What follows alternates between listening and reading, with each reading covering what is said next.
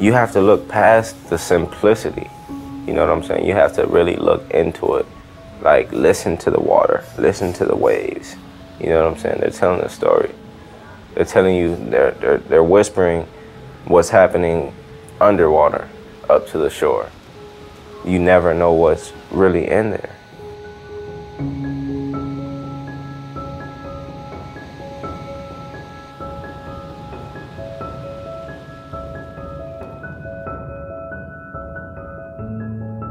School has never been my thing. I knew I needed it to pursue my dreams, but I just wanted to make my family happy by any means, so it didn't matter. Please stand clear. The doors are closing.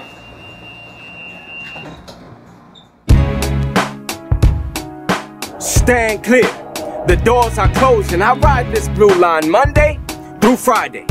Sort of a blue mind that won't go away. Last week, I got jumped.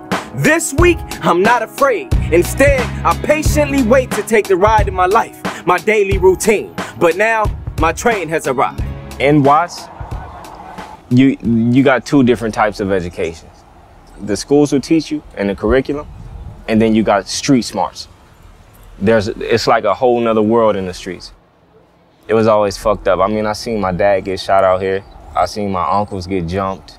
I've seen my grandma pull a gun on somebody. Watts taught me a lot of good things, but it definitely was not easy learning them.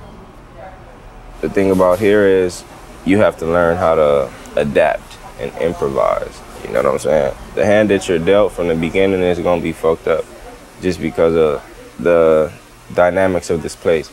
So with you being dealt poverty, domestic violence, gang violence, drugs, you know what I'm saying?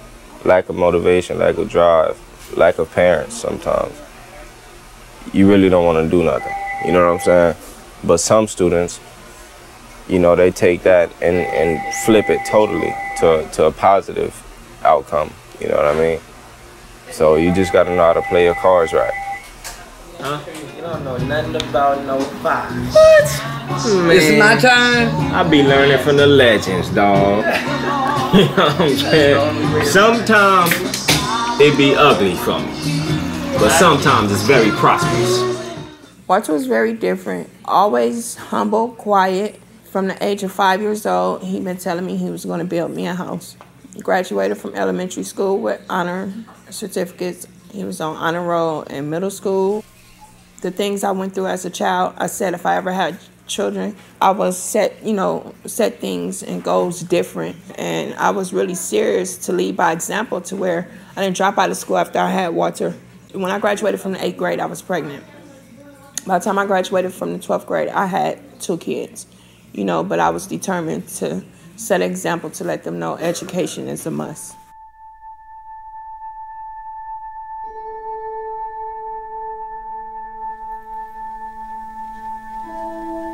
My fellow sister and my brothers, I must tell you of mother. My mom's left. Like, it was my little brother who passed. It was around his birthday. So that's when she lost it. You know, her mind started to get corrupted. You know, she wanted to use the drugs. It was calling her name. It's a term for it. They say a monkey on your back. I call this shit a demon because that's what it is. It changes the whole perspective on a person. It got to the point where I would just be gone for days at a time. Days turned into weeks, weeks turned into months. You know, I was gone for, I looked up and it was a year and some months had passed. One thing I can say is when you're in the grips of addiction, we think we're hurting ourselves, but actually we're hurting not just ourselves, we're hurting our loved ones too. Because I know that put a burden on my child. And though this life is intense, I guarantee we resist it. I'm talking about your sickness. Because your heartless decisions have affected your children. I'm pushing them towards success so their lifestyles will be different. But you've been missing so much, it's to the point we really ain't tripping. So on my end, not one F-U-C-K will be given.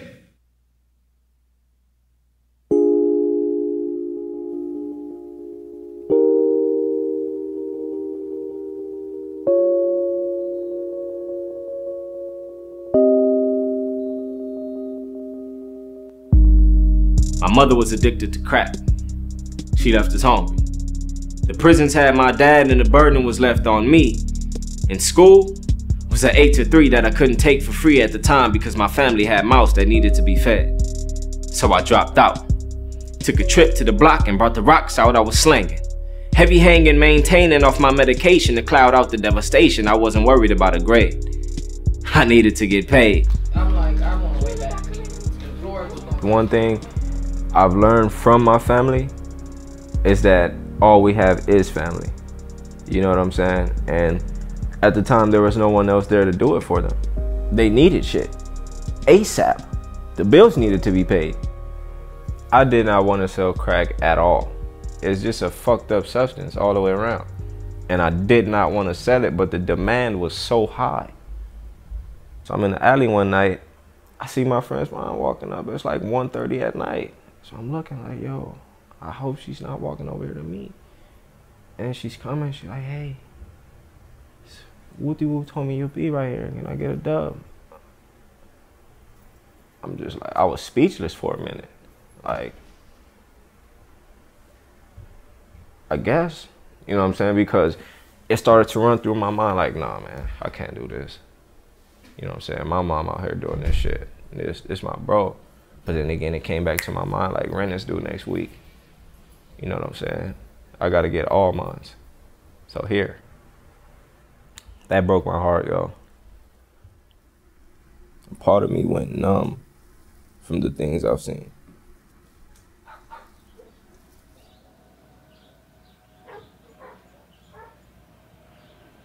School was out of my mind now. Really was running my time down. I took the kids to my grandma and it was time I wind down. I was homeless. I was hopeless. At that point, yo, to be honest, I just wanted to like die. Like, there was no will to live whatsoever. Like, I didn't care what happened to me.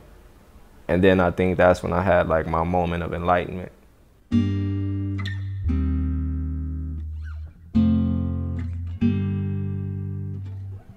The day I woke up, like, I was rolling with some dudes that had like a 20-pound tank of Freon, the shit that makes air conditioners cold. My alerts like went up. Like, I was uncomfortable. I'm telling dude like, yo, you should stop doing that. We ran into a light pole, head on, boom. Like, yeah, it's definitely time for me to change my life. I don't want to die. You know what I'm saying? I don't want to die, because that shit scared me shitless. You know what I'm saying? I was in shock. I got to calling everybody. You know, I forgot my dad was in jail. I was so much in shock. I started to just be more positive about shit. Started to be more thankful for life, for waking up, having breath. You know what I'm saying? And that's when I started like reaching out. You know what I'm saying? Start calling up to school, start popping up here like, yo, what's up? Can I enroll? You know what I'm saying? What's good? You know what I mean? That's like social studies, government. This is Miss Terry, my favorite math teacher in the whole wide world. She went to Cal State Dominguez. That's the bathroom I never use. I came to visit the school one day and I walked in all the classes. I go inside my English class, they up there performing. I'm like, yo, it's a party? I wasn't invited? You know what I'm saying? And then they told me like, no, this is what the class is. It's get lit. I'm like, what? Poetry opened my mind so much to where all I wanted to do was just get more knowledge. You know what I'm saying? So, boom. All right, I can't wait to get to 6th period. What we doing in here? Oh, World War II. Okay, let me see what this is talking about. It was like, wow, like this works. All I did was write on this paper, you know, what I'm feeling, and now I feel completely better. I have the mind of a champion and the heart of a vet. I'll never think about defeats. I will work till I'm deceased. This stage was the first stage I've ever performed on. I mean, at first, the shit was petrifying. Like, I got up here, like, you could clearly see me shaking. Like, I was sweating like hell. But then, once I got into the poem, it's like everything just went black. Like, everything faded out, and I lost myself. I was in another place, and then I started to get this feel, like just an amazing thrill. Like, it was like an adrenaline rush. So by the time the poem was over, like, I was just like drained. I was weak. you know, everybody was clapping and everything. And then from that point on, I got addicted, man. It was like tattoos are like a drug, man. Like you do the first one and you just hooked.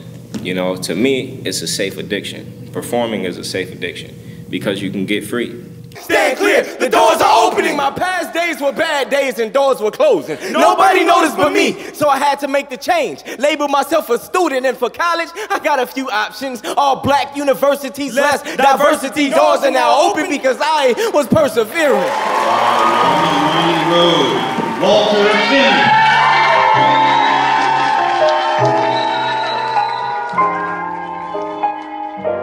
Walter inspired me to go back to college. With him getting his scholarship and stuff, you know, and him being, it's like the opposite. I look up to my son, you know, he's like my rock. I'm proud and scared at the same time.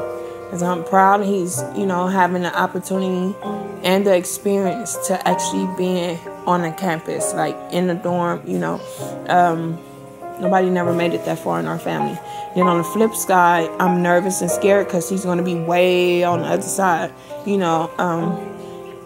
And I don't think I'm ready to let him go as being, you know, my son, my baby, my nunu. That's what we called him, you know. And it be times he'd be like, Ma, can you stop calling me that? You know, but I be telling him, Walter, you're always going to be my nunu.